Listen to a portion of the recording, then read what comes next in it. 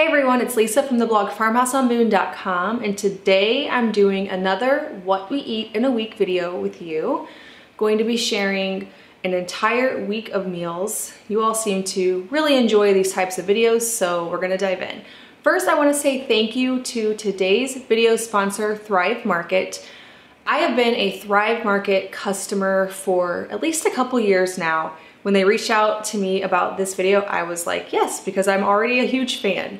So Thrive Market is a place where you can get healthy, whole foods delivered right to your door. So there is a membership. So they recently upgraded their options to two different options. One is a monthly membership, so you can pay $9.95 a month and order whatever from it.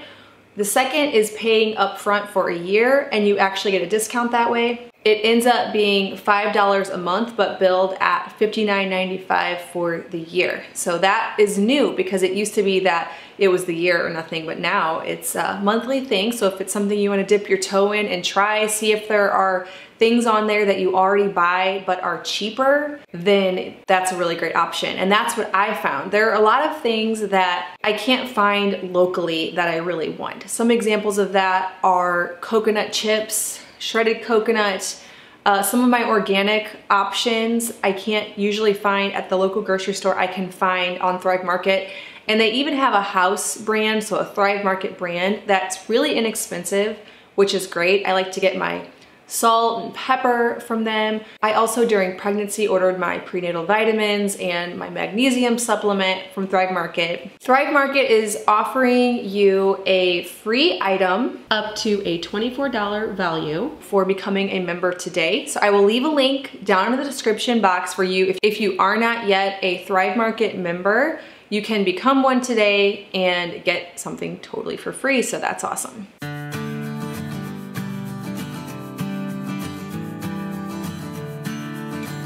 Yesterday I did a dry rub on a brisket. I did chili powder, fennel, cumin, salt, pepper, garlic powder, a few green herbs. I just poured in whatever I had. I let that sit overnight, and now I'm creating a barbecue sauce in my Instant Pot. I did ketchup, onions, I did an entire bulb of garlic. I'm gonna add a little maple syrup, apple cider vinegar. I added some homemade chicken broth, and then I'm gonna get it going in the Instant Pot. All right, I'm just gonna give this a good stir, add my brisket to it, and cook it on high for, I'd say 60 to 90 minutes, high pressure.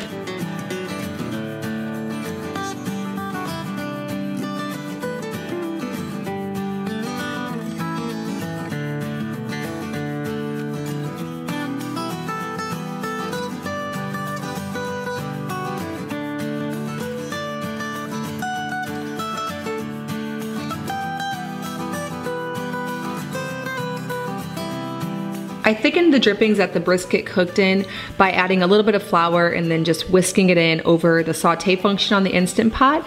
I poured that over the brisket and then served it with cast iron crispy potatoes and homemade sauerkraut. Right, a couple days ago, I made on my Instagram stories a sourdough pizza with a cream sauce.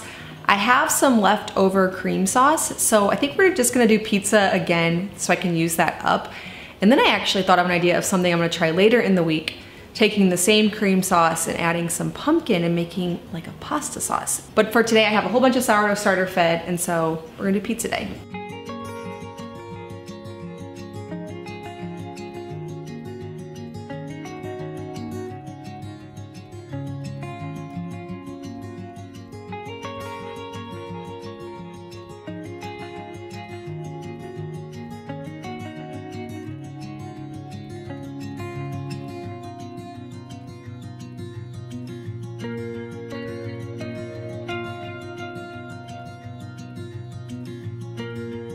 Someone in the last video said that I need to get a mandolin, and you are definitely right, I do. I can't be using the one on the side of my grater much longer, but that is what I'm doing today because it's just what I have, and it really adds a colorful and seasonal touch because these are of course in season. I pulled a butternut squash from my garden. I also have some leftover pesto I made the other day. I just used a bunch of basil, olive oil, walnuts. You're supposed to use pine nuts, but I just use walnuts, that's what I have, and Parmesan cheese, grated. And then I have a leftover cream sauce, which I'm gonna show you more later this week when I make the pumpkin pasta sauce version. And then I'm gonna do one with this Thrive Market red sauce, the roasted garlic. So we'll have 3 pizzas, all different sauce options. The first step with making any pizza crust with this sourdough method is to preheat a cast iron skillet and or a pizza stone in the oven. I'm also going to do a stovetop version, which I showed you a few weeks ago, but this is just because I don't have enough oven space to do 3 pizzas, but we usually do need 3.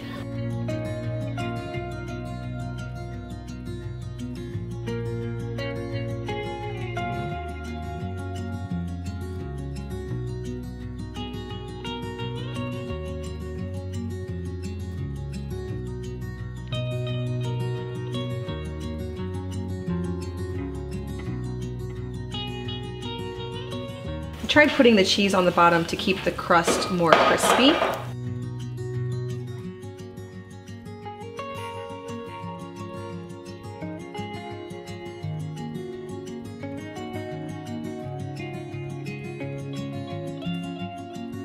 I have some bubbly einkorn starter.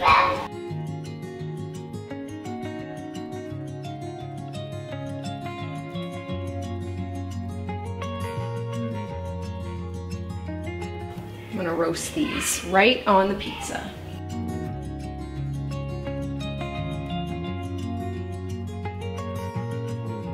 A little oil on this. Salt.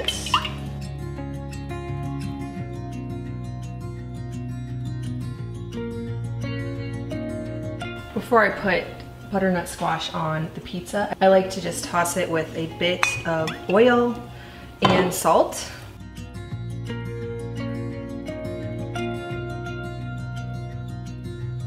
Here's my little stovetop crust. I just added sourdough starter, oil, salt, pepper to a hot cast iron skillet. I'm gonna spread this one with pesto, veggies, and cheese.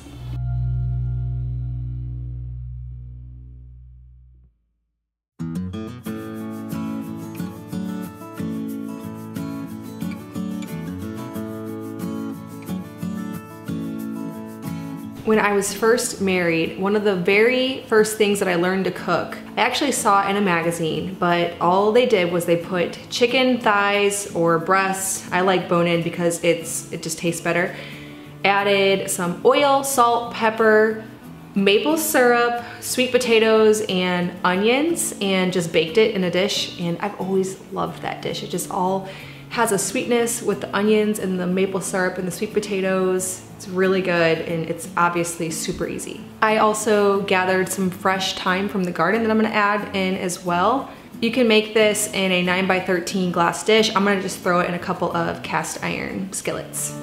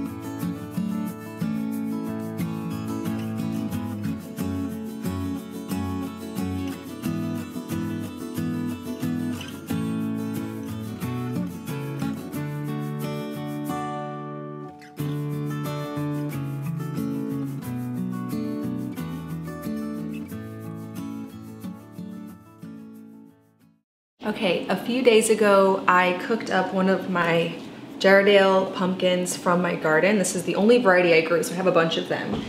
And I pureed it, and so I got the idea of making a pasta sauce. I make a pumpkin soup, I make a pumpkin smoothie, and the other day I made a cream sauce for my pizzas and thought, ooh, that'd be really good if I mixed some pumpkin into that cream sauce and added some maybe cinnamon to it or cumin, maybe a little bit. So I'm gonna experiment around with that because I plan to put it on the blog, so I have to recipe test.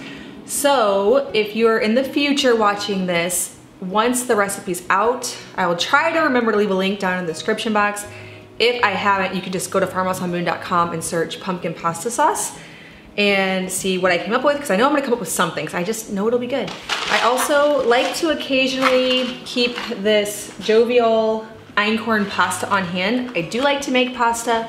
I've shown you how to do it on my blog. Again, that'll be linked in the description box. But for busy nights, it's nice to have this.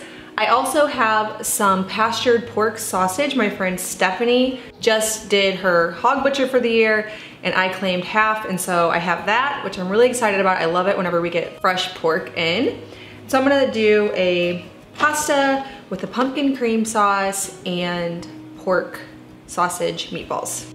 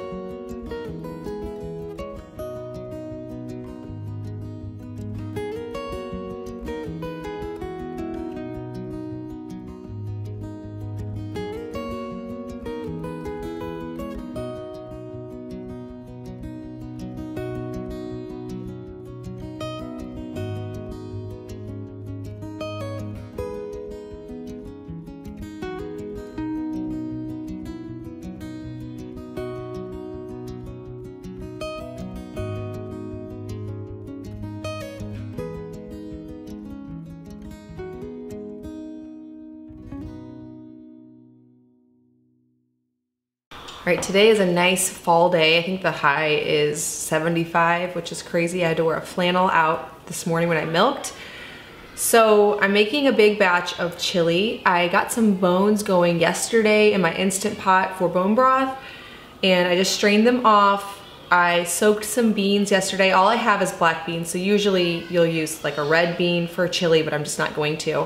I have some venison, ground venison thawed out. I'm gonna cook that with some onions and garlic, and then I have some canned tomatoes. I'm just gonna put that all together. I'm gonna reserve most of the bone broth for another soup I'm going to do tomorrow, a chicken and rice soup, but I'm gonna use a little bit of bone broth to thin out the chili, and we'll have that probably both meals today.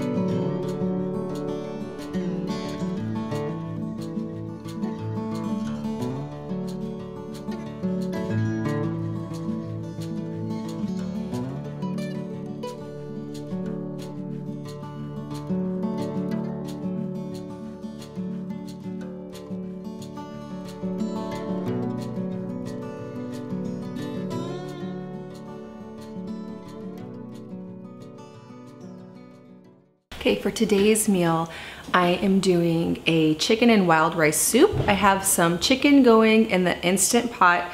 I'm just using a bunch of cuts from my big chicken order that I just didn't use in other ways. I'm gonna pick that all off the bone after it's done out of the Instant Pot, and then get some wild rice, white rice, onions, celery, carrots, garlic, salt, pepper, maybe some herbs going in a big stock pot in my homemade bone broth from a few days ago.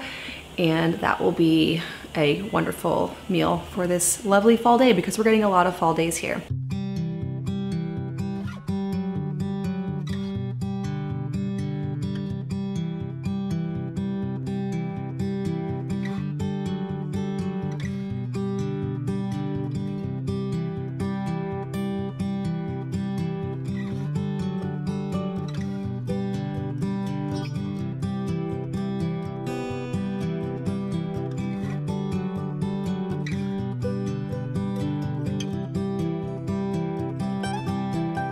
With little kids, my favorite way to prepare any kind of steak, when we get a half or a whole cow, there's usually some steak cuts.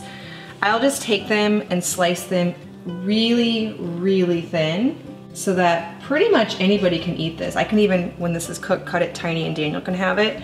And then I just do like a fajita. So these were T-bone steaks. I cut off a majority of the fat and the bone, and then now I'm gonna toss it with peppers, onions, lime juice, thinly sliced. I'm gonna add some cumin, garlic powder, salt. The key with this is you don't wanna overcook. Keep it really tender and nice. I'm gonna add some butter. I'm gonna cook the peppers and onions right with it. I also made some sourdough einkorn tortillas and decided to wrap them with the steak and cheese, add them to a baking dish, and then bake them. I do find that it's a little bit easier for the kids to eat them versus doing tacos individually at the table, although we do that a lot too. And I'm gonna serve it with some guacamole and sauerkraut. Fresh garlic or garlic powder is always good. Got some black pepper from my Thrive Market order. All right, well, thank you so much for watching this What We Eat in a Week video. Again, I wanna say thank you to my sponsor for today's video, Thrive Market. Make sure to go down in the description box and visit the link for your free item if you become a member today. Great way to try it out and get something for free. If you're brand new to my channel, please hit that subscribe button. I make 2 videos every week on food from scratch, natural living, and the handmade home. Thank you so much for stopping by the farmhouse.